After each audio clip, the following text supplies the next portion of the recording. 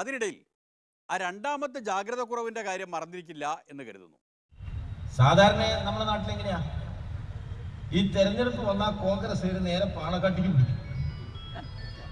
നോക്കിയോ, സ്ഥാനാർത്ഥി മുരളി പാണക്കാട്ട്, സ്ഥാനാർത്ഥി മറ്റേ രമ്യ പാണക്കാട്ട്. കുഞ്ഞാലിക്കുട്ടിയുടെ മുന്നിൽ രമ്യരിക്കുന്ന ചിത്രം കണ്ട് ഞാൻ അന്തം വിട്ട് നിന്നുപോയതാണ്. ഇപ്പൊ ഈ കഴിഞ്ഞ 4 ദിവസം മുന്നേ കണ്ടോ?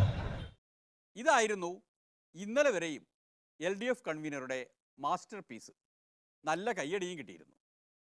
സാധാരണ എങ്ങനെയാ നോമിനേഷൻ കൊടുക്കാൻ പോയ മുരളീധരൻ പാണക്കാട്ട് പോയി. നോമിനേഷൻ കൊടുക്കാൻ പോയ നമ്മുടെ ഇവിടുത്തെ സ്ഥാനാർത്ഥി എവിടെയാ, നമ്മുടെ ആലത്തൂരിലെ സ്ഥാനാർത്ഥി പെൺകുട്ടി, അവരാദ്യം വന്നിട്ട് ആരെ കണ്ടു? പാണക്കാട്ടെ തങ്ങളെ കണ്ടു. പിന്നെ പോയിട്ട് ആരെ കണ്ടു? കുഞ്ഞാലിക്കുട്ടിയെ കണ്ടു. അതോടുകൂടി ആ കുട്ടിയുടെ കാര്യം എന്താന്ന് എനിക്ക് പറയാൻ വയ്യ, പോയിട്ടുണ്ട്. ഇതിലെന്തോ ജാഗ്രത കുറവുണ്ടായി എന്നാണ് സംസ്ഥാന സെക്രട്ടേറിയറ്റ് കണ്ടെത്തിയിട്ടുള്ളത്.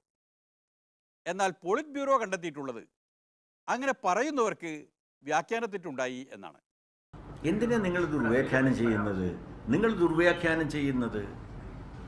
ഇതിനപ്പുറം ഒന്നും പറഞ്ഞ് നിങ്ങൾ എന്തിനാ ദുർവ്യാഖ്യാനത്തിന് തയ്യാറാവുന്നത്? ദുർവ്യാഖ്യാനം ഞങ്ങൾ ഉദ്ദേശിച്ചിട്ടില്ലേ. അതിലൊരു സ്ത്രീവിരുദ്ധ പരാമർശമില്ലെന്ന് ദുർവ്യാഖ്യാനം എന്തിനാ ഇതിന് വ്യാഖ്യാനിക്കുക? ഇത് മാത്രമല്ലേ, നിങ്ങൾ എന്തിനാ കുഞ്ഞാലിക്കുട്ടിയെ വിലയിടിച്ച് കാണുന്നത്? അല്ല, എന്തിനാ വിലയിടിച്ച് കാണുന്നത്? അദ്ദേഹത്തിനെ എന്തിനാ കുഴപ്പക്കാരനാണെന്ന് കാണുന്നത്? ഞങ്ങൾ അങ്ങനെ കാണുന്നില്ല. അദ്ദേഹം കേരളത്തിലെ സമുന്നതനായ ഒരു രാഷ്ട്രീയ നേതാവായിട്ടാണ് കാണുന്നത്. അതിൻ്റെ അപ്പുറം ഞങ്ങൾ കാണുന്നില്ല. അല്ല, രാഷ്ട്രീയ പ്രവർത്തകന്മാരെ സംബന്ധിച്ച് രാഷ്ട്രീയമായി ഞങ്ങൾക്ക് വ്യത്യസ്ത അഭിപ്രായം ഉണ്ടാവും. ആ വ്യത്യസ്ത അഭിപ്രായങ്ങൾ ഞങ്ങൾ രാഷ്ട്രീയം പറയും. അല്ല, ഈ വിഷയത്തില് എ വിജയരാഘവനോടോ കുഞ്ഞാലിക്കുട്ടിയോടോ ആരോടും മാധ്യമപ്രവർത്തകർ യാതൊരു വേദനയില്ല. എല്ലാവരെയും ഒരുപോലെ കാണുന്നത്, CPM-നൊക്കെ. പക്ഷെ ഉമ്മൻചാണ്ടിയെ പോലെ അല്ലെങ്കിൽ രമേശ് ചെന്നിത്തലയെ പോലെ ഒരു നേതാവ് പറയാണ് ഇതിൽ അശ്ലീലമുണ്ട്. അതായത് ഈ രീതിയിൽ അവര് ക്ഷീരമുള്ള രകിടും ചവിട്ടിലും ചോര കൗതുകം എന്നുള്ള തരത്തിൽ ദുർവ്യാഖ്യാനത്തിന് തയ്യാറാവുന്നു എന്ന് മാത്രമാണ് എനിക്ക് പറയാനുള്ളത്.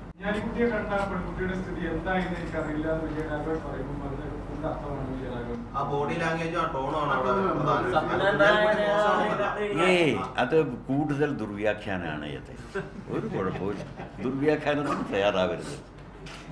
അത്ര മോശക്കാരനൊന്നുമല്ല കുഞ്ഞാലിക്കുട്ടി. അദ്ദേഹം സമുന്നതനായ രാഷ്ട്രീയ നേതാവാണ്. ഐസ്ക്രീം പാർലർ കേസിൽ അദ്ദേഹം വിവാദങ്ങളെ അഭിമുഖീകരിക്കുമ്പോൾ ഇടത് ഗവൺമെന്റ് അദ്ദേഹത്തോട് മൃദു സമീപനം സ്വീകരിച്ചുവെന്ന പരാതിയുണ്ട്, ആരോപണങ്ങൾ ഉയർന്നിരുന്നു. എന്തെല്ലാം ആരോപണങ്ങൾ ഞങ്ങൾ കേൾക്കേണ്ടി വരുന്നു. സ്വാഭാവികമാണ്, രാഷ്ട്രീയ പ്രവർത്തനത്തിൽ അതൊക്കെ ഉണ്ടാകും. CPM-നും കുഞ്ഞാലിക്കുട്ടിക്കും ഒരേ ഗതിയാണ്.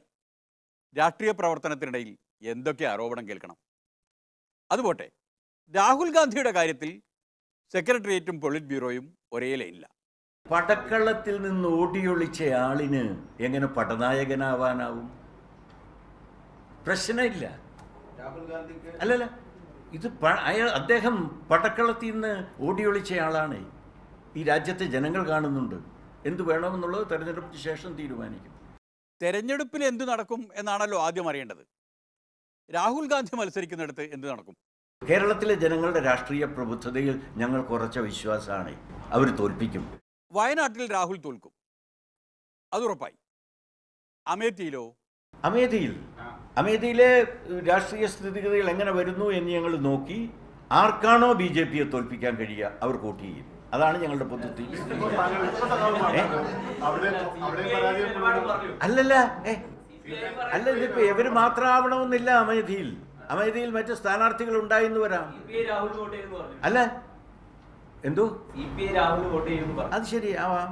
ഇതിപ്പോ അവിടുത്തെ സ്ഥാനാർത്ഥികളായി വരട്ടെ, നമുക്ക് തീരുമാനിക്കാം. ഞങ്ങൾ പൊതുവായി എടുത്തിരിക്കുന്നത് BJP-യെ തോൽപ്പിക്കാൻ കഴിയുന്ന സ്ഥാനാർത്ഥിക്ക് വോട്ട് നൽകുമെന്നാണ്. അത് ശിവസേനയാണെങ്കിലും ചെയ്യുമായിരിക്കും. പണ്ട് തിരുമേനി പറഞ്ഞ അതേ ലൈനാണ് ഇപ്പോഴും. ഏത് ചെകുത്താനോടും കൂട്ടുകൂടും. അവിടുത്തെ തെരഞ്ഞെടുപ്പ് വരട്ടെ എന്ന്. സ്ഥാനാർത്ഥികൾ വരട്ടെ. ഞാൻ പറഞ്ഞത് ഇത് മാത്രമാണ്. പടക്കളത്തിൽ നിന്ന് BJP-യെ നേരിടാൻ തയ്യാറാകാതെ ഓടിയൊളിച്ചിരിക്കുന്നു എന്ന് മാത്രമാണ്. പിന്നെ പടക്കളത്തിൽ ഇറങ്ങാനേ തയ്യാറാവാതെ മാറി നിൽക്കുന്ന ചിലരുണ്ടല്ലോ. സഖാക്കൾ സീതാറാം യെച്ചൂരി, പ്രകാശ് കാരാട്ട്, എസ് രാമചന്ദ്രൻ പിള്ള മുതൽ പേർ. അവർ BJPയെ തെരഞ്ഞെടുപ്പിൽ നേരിടാൻ തയ്യാറാവാത്തത് പേടികൊണ്ടല്ല, അതൊരു മഹാതന്ത്രത്തിൻ്റെ ഭാഗമാണ്. രാഹുൽ ഗാന്ധിയും കോൺഗ്രസും ഈ തെരഞ്ഞെടുപ്പിൽ അങ്ങ് തോറ്റമ്പിയാൽ മോദി തന്നെ തിരിച്ചു വരുമല്ലോ. അപ്പോൾ അത് സമ്പൂർണ്ണ ഫാസിസ്റ്റ് ഭരണമായിരിക്കുമല്ലോ. അന്ന് ഇങ്ങനെയൊന്നും മതിയാവില്ലല്ലോ. അന്ന് ആ ഫാസിസ്റ്റ് ഭരണത്തെ നേരിടാൻ സായുധ വിപ്ലവം തന്നെ വേണ്ടിവരും. അതിന് നേതൃത്വം കൊടുക്കാനാണ് ഈ സഖാക്കൾ ഇപ്പോൾ പാർലമെന്ററി പോരാട്ടത്തിന് തയ്യാറാവാതെ മാറി നിൽക്കുന്നത്. അവരെ ആരും തെറ്റിദ്ധരിക്കരുത്.